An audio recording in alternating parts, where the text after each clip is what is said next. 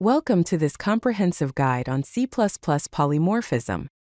In this video, we will explore runtime method selection using virtual functions. Let's dive in and unlock the power of polymorphism in C++. Polymorphism means many forms. That is the ability of objects to respond differently to the same function call. In C++, we achieve runtime polymorphism through inheritance between classes, virtual functions in the base class, and function overriding in derived classes. Here's an example demonstrating the basic concept of polymorphism. We have a class named shape with a virtual function draw. Next, we have a class circle which inherits from the class shape and overrides the draw function to provide circle-specific implementation. Let's understand how virtual functions work under the hood. When a class contains virtual functions, the compiler creates a virtual table, also known as a vtable, for the class. Each object of that class gets a hidden virtual pointer or vpointer. The vtable contains addresses of virtual functions. At runtime, the correct function to be called is determined through the vtable. This mechanism enables dynamic binding of function calls. So, here we have a base class with virtual functions draw and resize. The derived class overrides these functions. Each class has a corresponding vtable that points to the appropriate function implementations. At runtime, the correct function is called using the vtable. Here's a basic example to illustrate virtual functions. We have a base class named animal with a virtual function named makeSound. Derived from it, we have a class named dog that overrides the makeSound function to output woof. The key components here are the virtual keyword in the base class method, the override keyword in the derived class, which is available in C++ 11 and later, and the same method signature in the derived class. When we call makeSound through a base class pointer to a derived object, the derived class implementation is executed at runtime. Now let's look at runtime method selection in action. In the main function, we create objects of the derived classes dog and cat. Then we create base class pointers animal1 and animal2 pointing to these derived objects.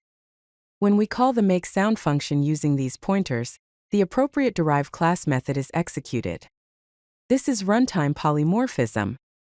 The output shows woof for the dog object and meow for the cat object.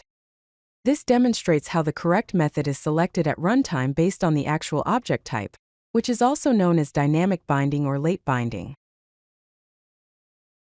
Let's explore the differences between runtime and compile-time polymorphism.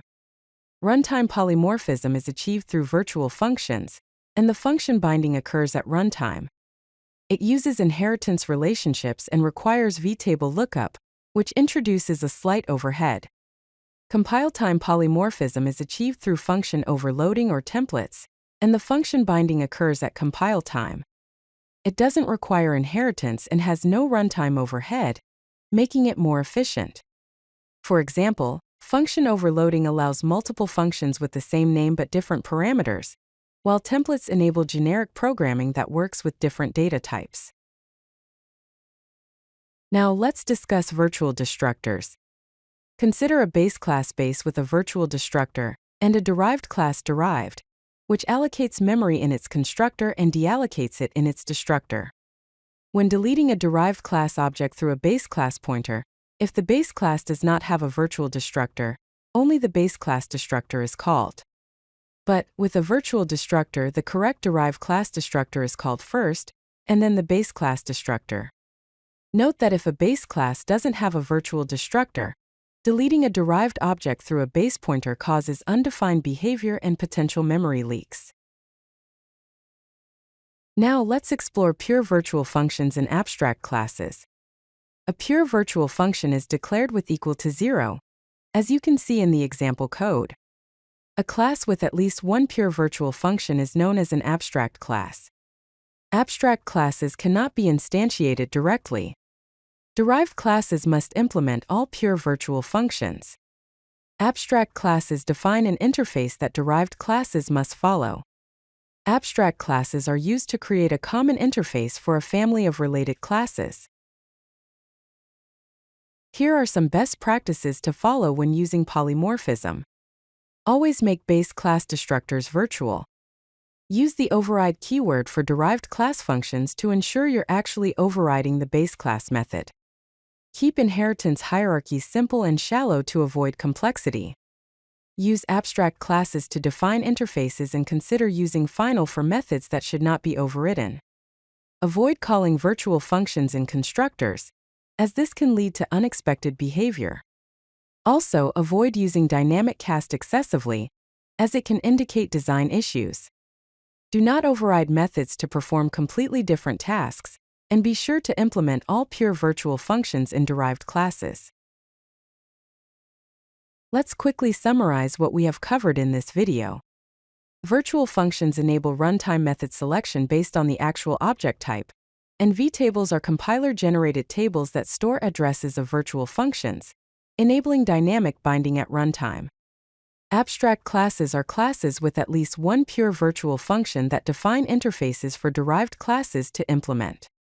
Virtual destructors are essential for proper cleanup when deleting derived objects through base class pointers. Thank you for watching, and feel free to ask if you have any questions. If you like this video, hit that like button and don't forget to subscribe. Visit CodeLucky.com for more such useful content.